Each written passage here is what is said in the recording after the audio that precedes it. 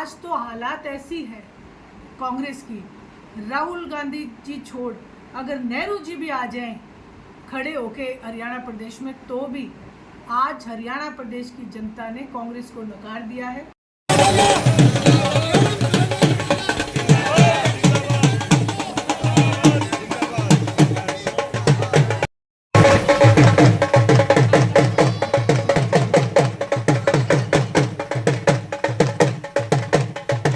कुरुक्षेत्र पहुंचे इनेलो नेत्री सुनैना चौटाला संगठन को मजबूत करने को लेकर कार्यकर्ताओं को दिए जरूरी दिशा निर्देश। सुनैना चौटाला ने कांग्रेस पर साधा निशाना कहा, अगर खुद जवाहरलाल नेहरू भी हरियाणा में आ जाए तो वह नहीं बनवा सकते कांग्रेस का संगठन। कुरुक्षेत्र की पंजाबी धर्मशाला में इनेलो महिला की प्रदेश अध्यक्षा तनुजा के द्वारा कार्यक्रम का आयोजन किया गया, जिसमें इनेलो महिला की प्रदेश प्रभारी सुनैना चौटाला ने मुख्य रूप से शिरकत की और इनेलो के संगठन की मजबूती को लेकर कार्यकर्ताओं को जरूरी दिशा निर्देश दिए। इनेलो महिला की प्रदेश प्रभारी सुनैना चौटाला ने आज मीडिया को जानकारी देते हुए कहा कि संगठन की मजबूती को लेकर वह पूरे प्रदेश में कार्यक्रमों में जा रही हैं और आज इसी कड़ी में कुरुक्षेत्र में कार्यक्रम किया गया, जिसमें जिले से हजारों महिलाओं ने कार्यक्रम में शिरकत की। उन्होंने कहा कि लगातार इनेलो का संगठन और ज़्यादा मजबूत हो रहा है। वहीं सुनैना चौटाला ने कांग्रेस पर निशाना साधते हुए कहा कि कांग्रेस आपस में ही लड़ रही है, विपक्ष की भूमिका तो इनेलो पार्टी निभा रही है।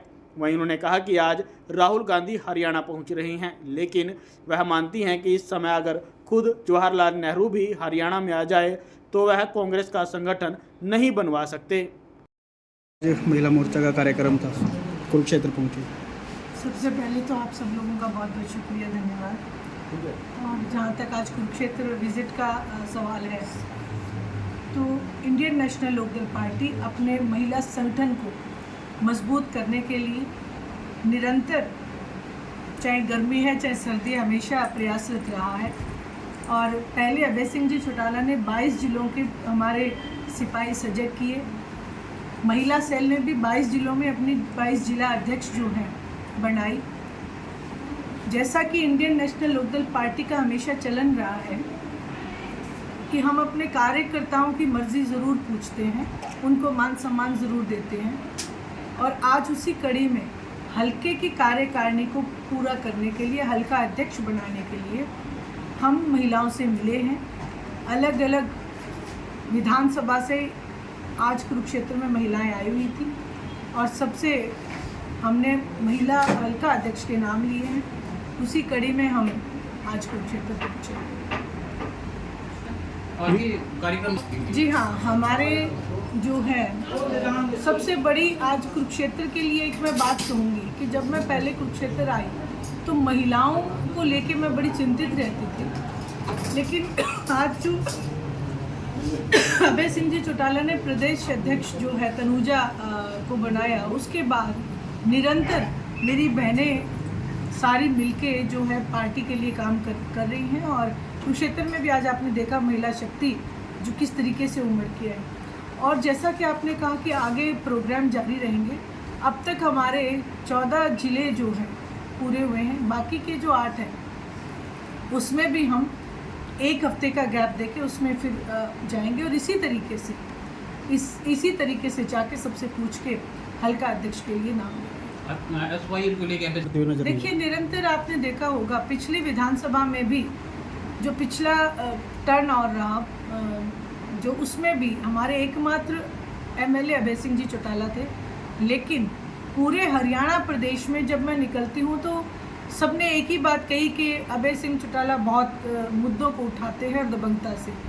आज फिर हमारे 2 एमएलए हैं, लेकिन विपक्ष की भूमिका अगर सही मायने में आज कोई निभा रहा है तो वो इंडियन नेशनल लोकदल है। यहाँ तक के मुख्यमंत्री ने भी ये बात कही कि इनेलो पूर्ण रूप से विपक्ष की भूमिका निभा रही है। एक आपने देखा होगा विधानसभा में जो विपक्ष में असल पार्टी बैठी है, कांग्रेस पार्टी, वो अभी तक अपना नेता प्रतिपक्ष भी डिसाइड नहीं कर पाई। उनकी आपस की लड़ाई इतनी ज़्यादा बढ़ चुकी है कि वो लोगों के मुद्दों को भूल के अपनी ही लड़ाई में उलझे हुए हैं।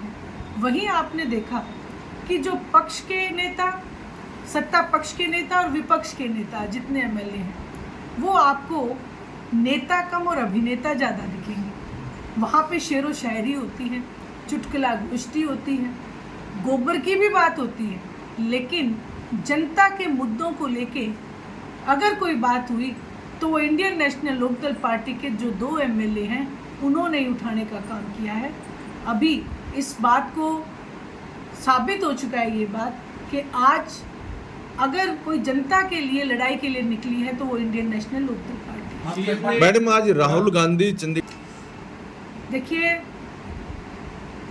जहाँ तक कांग्रेस के संगठन के सवाल है तो 11 साल से संगठन नहीं है, प्रदेश अध्यक्ष बदले जा चुके हैं। जो पार्टी अभी तक नेता प्रतिपक्ष डिसाइड नहीं कर पाए, आपको क्या लगता है कि वो संगठन बना सकेंगे? आज तो हालात ऐसी है कांग्रेस की, राहुल गांधी जी छोड़ अगर नेहरू जी भी आ जाएं खड़े होके हरियाणा प्रदेश में, तो भी आज हरियाणा प्रदेश की जनता ने कांग्रेस को नकार दिया है। आप जब इलाके में जाएंगे लोग कहते हैं कांग्रेस खत्म, हुड्डा खत्म। ये आज बात जो है पूरे हरियाणा प्रदेश को पता है कि कांग्रेस पार्टी संगठन नहीं बना पाएगी जो नेता प्रतिपक्ष नहीं दे पाई। राहुल गांधी जी कोशिश में हैं कि किस तरीके से हम पार्टी को कैसे न कैसे आगे लेके जाएं, लेकिन मुझे नहीं लगता कि वो सफल हो पाएंगे। आज तक बयान आया था कांग्रेस का तो ये कांग्रेस ने बड़ा भ्रम जो पिछले चुनाव में फैलाया था कि बी टीम जो है इंडियन नेशनल लोकदल है, लेकिन इंडियन नेशनल लोकदल के जो नेतृत्व है, जो शीर्ष नेतृत्व है, वो बड़े ही बेबाकी से सच बात लोगों के सामने रखते हैं। वो पीठ के पीछे या पर्दे के पीछे कोई काम नहीं करते हैं। जबकि दूसरी तरफ इंडियन नेशनल लोकदल पार्टी के ऊपर ब्लेम लगाने वाले कांग्रेस के लीडर भूपेंद्र सिंह हुड्डा हमेशा कांग्रेस के साथ, भारतीय जनता पार्टी के साथ हाथ मिला के चले हैं। इसका मैं एक एग्जाम्पल आपको देती हूँ। इवन मैं 2 एग्जाम्पल आपको बताऊँगी। पहला एग्जाम्पल, जब किसान आंदोलन हुआ और अभय सिंह जी चौटाला ने इस्तीफा दिया तो एलनाबाद का बाई इलेक्शन हुआ था। एलनाबाद के बाई इलेक्शन में भूपेंद्र सिंह हुड्डा वहाँ पे गए थे कांग्रेस के सपोर्ट करने के लिए। वहाँ पे मंच के ऊपर उन्होंने कहा कि आया तो हूँ मैं कांग्रेस खातिर, लेकिन कांडा मेरा मित्र है। ये पहला सबूत है उनकी दोस्ती का। वही दूसरा एग्जाम्पल आप ये देखें, इनकी एक बड़ी लीडर किरण चौधरी जो कांग्रेस को छोड़ के बीजेपी में गई, उन्होंने सार्वजनिक रूप से एक बात कही कि ये बाबू बेटा मेज के नीचे से हाथ मिला के रखते हैं, तो क्यों ना मेज की परली साइड जाया जाए, यानी कि बीजेपी में जाया जाए। तो ये बात दूसरी।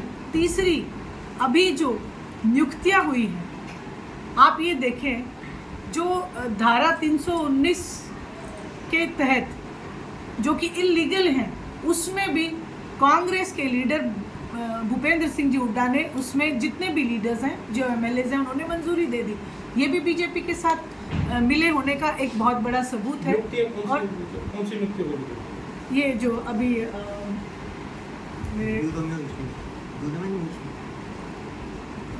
योजना आयोग में, यहाँ योजना आयोग में तो जो कि ये जो मेंबर रह चुके पहले एचपीएससी के, उनको नियुक्त नहीं किया जा सकता, लेकिन फिर से उन्होंने नियुक्त किया और उसमें कांग्रेस ने भी मंजूरी दी है।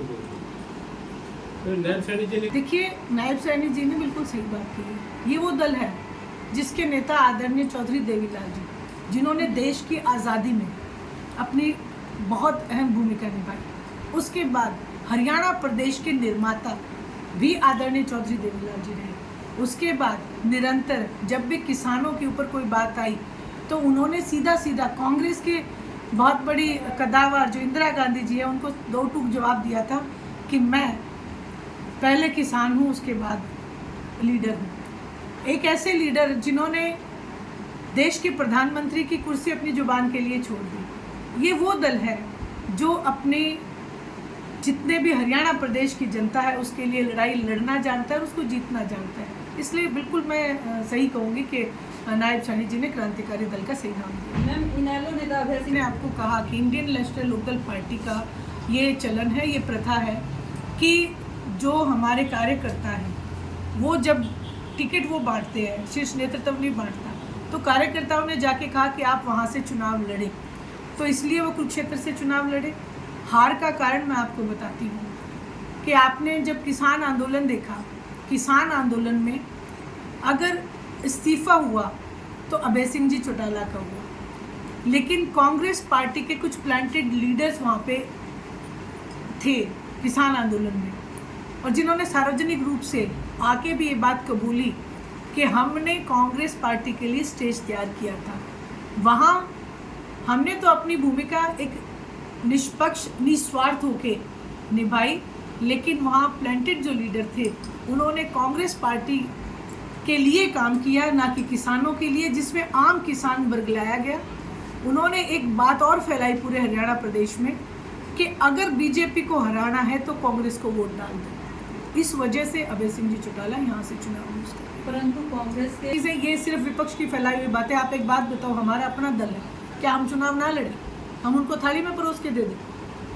आम आदमी पार्टी के साथ तो समझौता कांग्रेस का था, हमारा तो नहीं था। हमने मैडम 1 साल हो गया लोकसभा हरियाणा या देश में। आप स्वयं आप पत्रकार हैं, आप पूरी मैं कहूँगी हरियाणा ही नहीं पूरे हिंदुस्तान में आपकी पत्रकारिता जानी जाती है, लेकिन आप देखें आज संसद में भी कोई किसान का मुद्दा नहीं उठाता है।